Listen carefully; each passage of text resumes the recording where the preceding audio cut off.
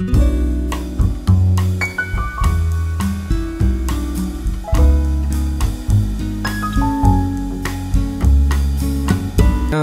et bienvenue dans ce nouveau tutoriel consacré à notre application de réservation en ligne, donc une application réalisée avec WordPress.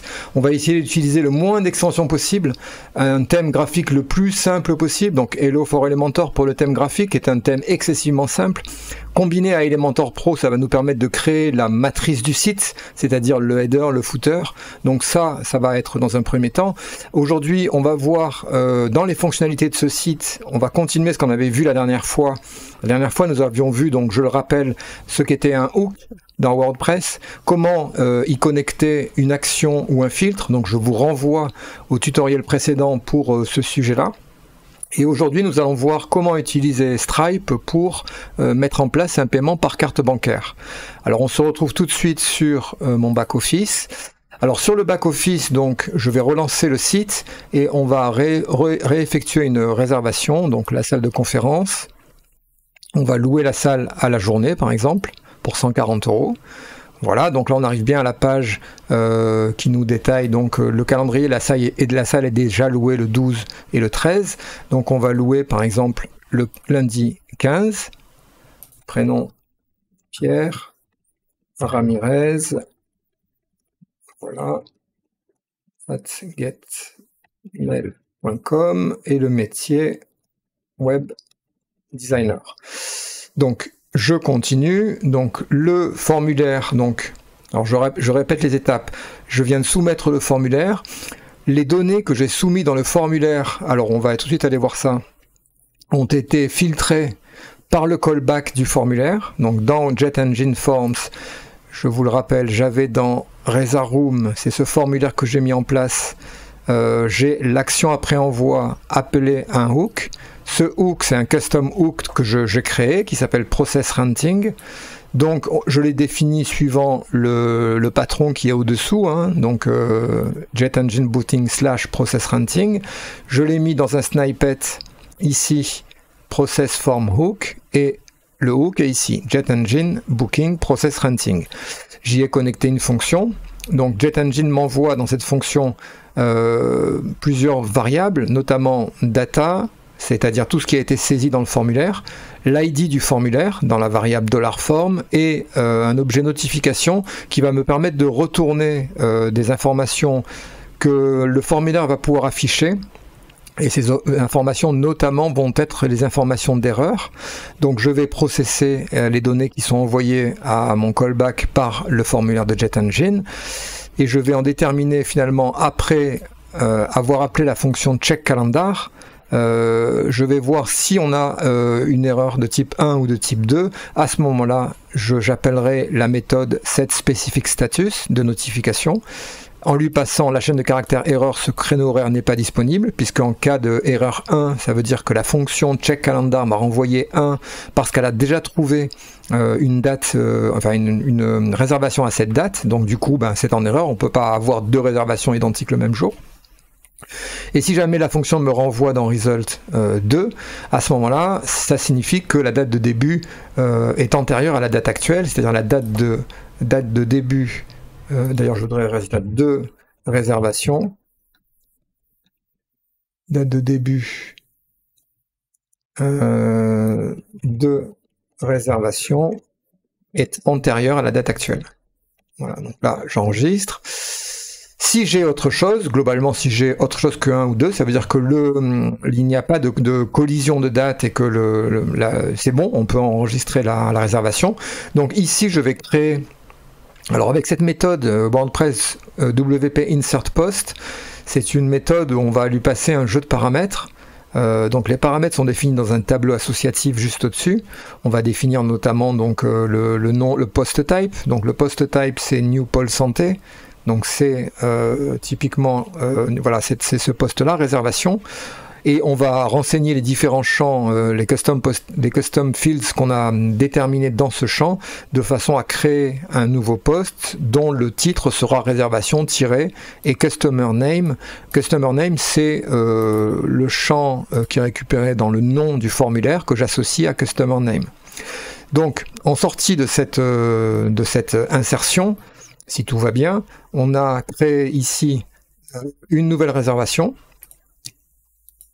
Voilà, réservation Ramirez, qui est en attente, puisque dans les paramètres du tableau des paramètres, on a passé le post status, qui est le statut du poste, qui peut être soit publié, soit pending, soit privé. On l'a mis en pending, c'est-à-dire en attente, parce qu'évidemment, tant qu'on n'a pas payé, on ne va pas valider le formulaire. Donc, on a créé cet élément dans les réservations. À l'intérieur de cet élément-là, on a les champs qu'on a récupérés, la date de la réservation, 15 août 2022, le créneau horaire, donc journée, on pourrait les changer d'ici aussi, il n'y a aucun souci, le prénom, Pierre Ramirez, l'adresse email, le téléphone, le métier, le montant total, 140 €, la compte versée, pour l'instant, rien n'a été versé, et le restant dû, on n'en sait rien, puisqu'on n'a pas encore payé.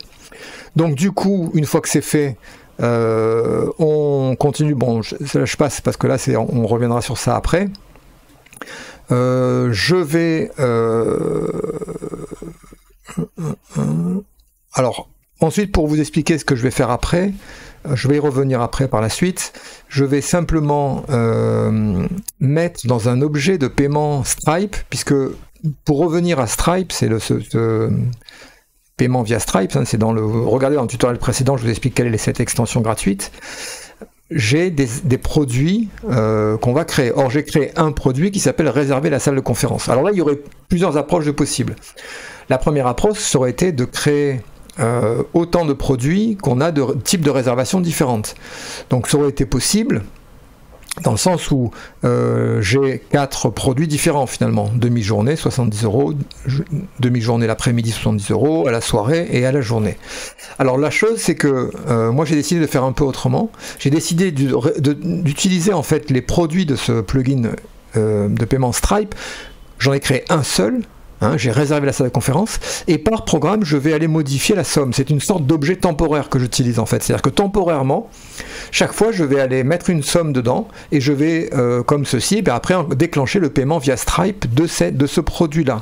Si quelqu'un d'autre par la suite fait une autre réservation, je mettrai à jour le prix. Donc c'est un objet temporaire de paiement que j'utilise, mais après moi j'aime bien avoir des solutions via le code pour tout maîtriser, mais c'est tout à fait possible également de faire plusieurs produits, donc un produit par type de réservation, on aurait 4 produits, de mettre pour chacun le prix, et puis ensuite d'afficher ces produits sur une page.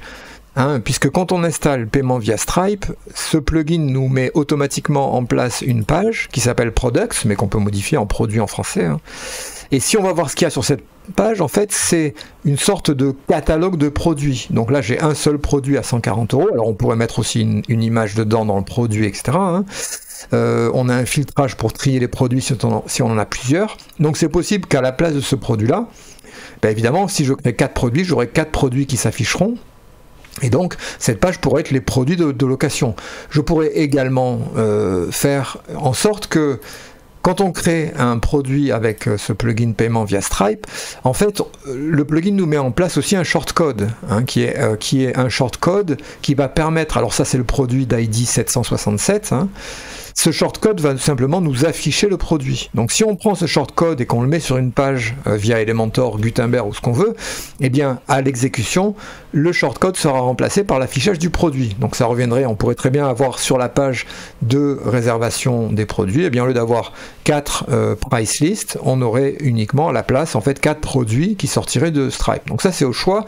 Moi j'ai plutôt choisi de créer un seul produit pour le paiement, et c'est pour ça que dans mon code, ici, lorsque quand je me suis assuré que le créneau horaire était disponible, en fait, donc c'est ici, je crée une réservation temporaire en mode pending, en mode attente, et ensuite, je vais aller récupérer ici l'objet d'ID 767, donc celui qu'on vient de voir, et je vais aller lui setter, en fait, ici, le prix à payer. Alors ce prix à payer, comme moi je veux gérer des pourcentages, c'est-à-dire de pouvoir payer uniquement une fraction en pourcentage de la somme totale, sinon c'est un peu plus compliqué. C'est plus simple, je trouve, de faire un seul produit de paiement temporaire, et ensuite, par exemple, si j'ai dans ma page d'options qui est ici, ici la page option que j'ai créée avec JetEngine, j'ai ici une variable qui est account,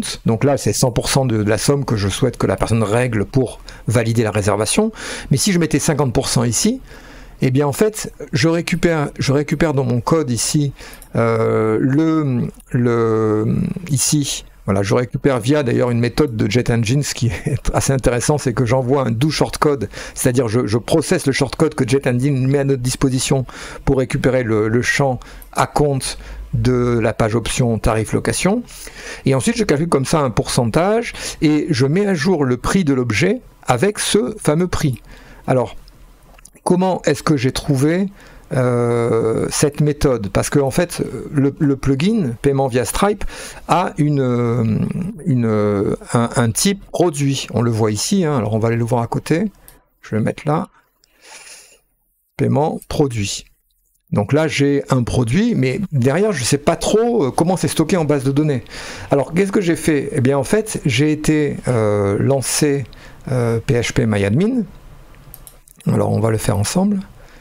Donc phpMyAdmin, voilà, je me suis connecté à la base de données. Donc je me suis connecté à la base Paul, c'est celle-ci. Et là je me suis dit, bon, où sont stockées les données du plugin? Alors j'ai regardé, donc là on a du JetEngine, hein, c'est tout ce qui est JetEngine. On a snippets, user, etc. Et là j'ai pas trouvé de table différente. Donc ça veut dire que si on n'a pas une table spécifique pour les informations du plugin, ça veut dire que le plugin les a enregistrées dans la table post meta. Alors la table post meta est une table qui est connectée avec la table post. Alors la table post c'est la table globalement des articles, mais c'est aussi la table dans laquelle on va retrouver tout ce qu'on va créer sous Elementor, etc. Donc il y a beaucoup de choses dans cette table là, il y a les post content notamment. Et si on va dans post meta, on a associé, donc cette table-là est une table avec un lien avec la table post via le champ post ID, hein, c'est-à-dire qu'on a un lien entre les informations, par exemple, de cette ligne-là, elle est liée à la table post ID. Et dans cette table-là, si on va voir vers la fin, on va voir qu'on va retrouver des informations qui sont donc les custom, le custom post type que j'ai créé, eh bien les informations, les champs personnalisés que j'ai définis sont stockés dans cette table là.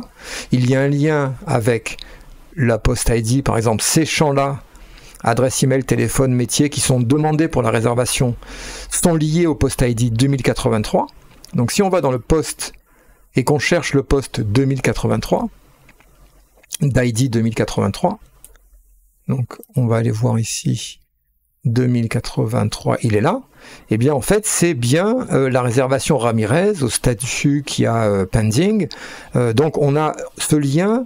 Alors c'est intéressant de savoir ça parce que ça veut dire que chaque fois qu'on va créer dans un custom post type ou dans un type d'ailleurs article par défaut des champs custom fields additionnels, on va avoir pour chaque champ une ligne dans la table post meta pour chaque champ. Donc là j'ai plusieurs champs, je vais retrouver donc pour chaque élément de custom post type, je vais retrouver Reza 1, 2, 3, 4, 5, 6, 7, 8, je vais retrouver 8 lignes dans la table post meta.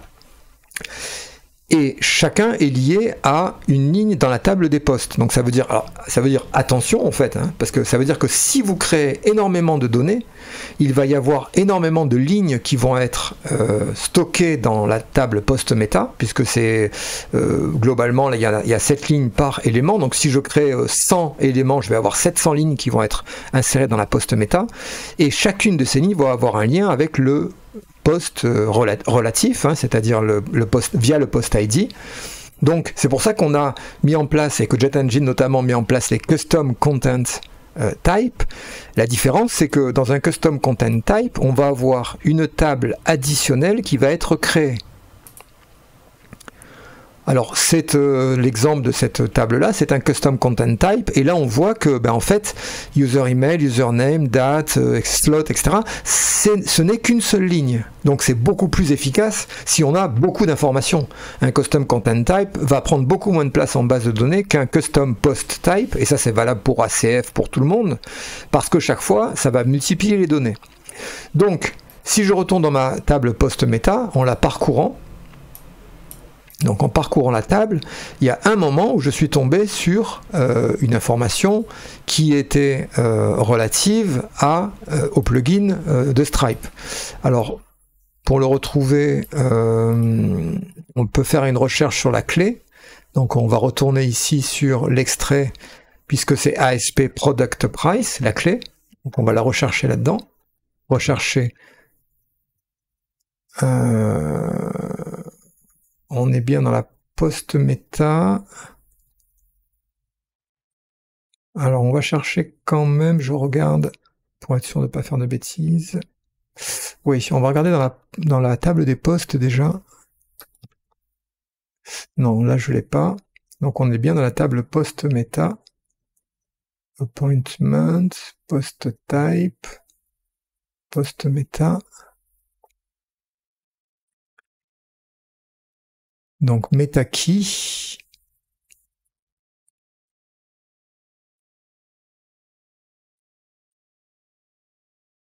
Alors la meta key.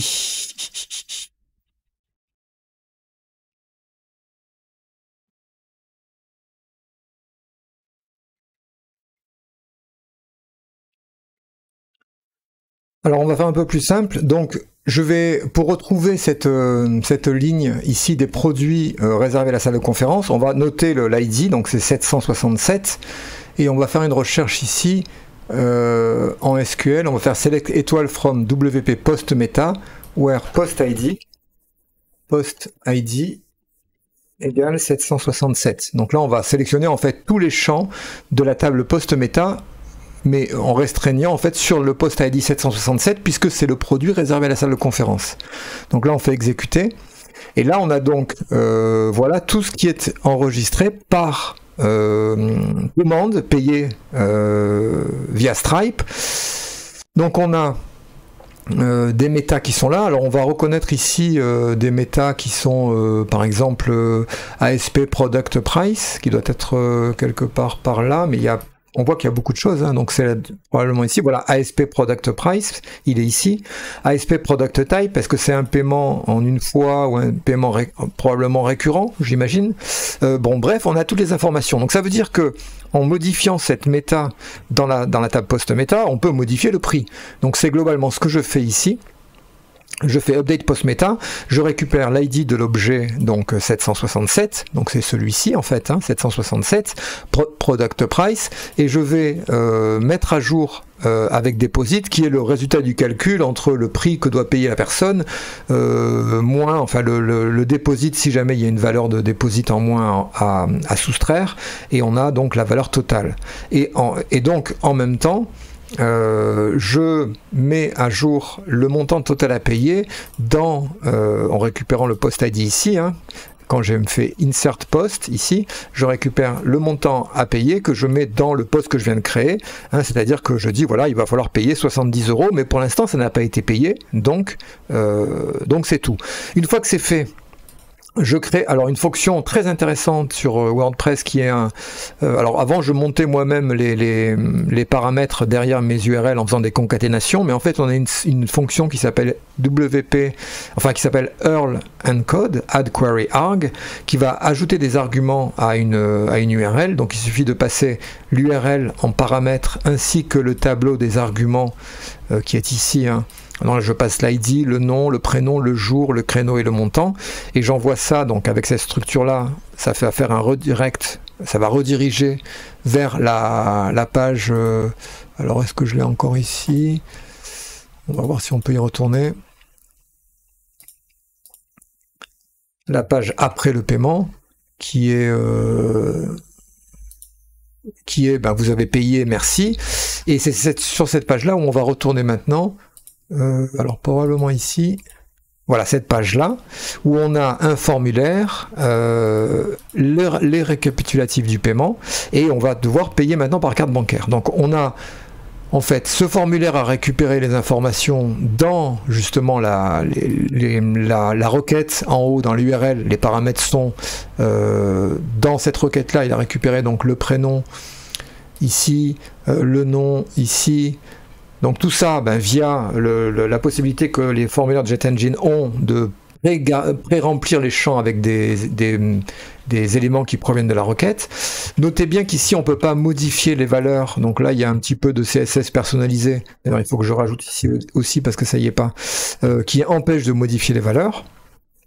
Bon, il faut que je le rajoute partout en fait, j'ai oublié de les mettre dans les deux derniers. Et on a le tarif. Alors, maintenant on a payé par carte bancaire. Alors comment ça marche? Alors, si on va voir, si on édite cette page avec Elementor, on va trouver ici un bouton. Donc c'est des boutons standards, un bouton standard, ici aussi un bouton standard. Et ces boutons standards, on va analyser l'URL.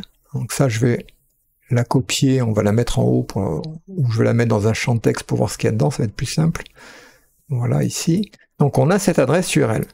Alors, cette adresse, c'est pour payer un produit. Donc c'est une requête qui est effectuée sur le site ASP Payment Box, et ensuite il y a un paramètre qui est l'ID du produit à lui passer.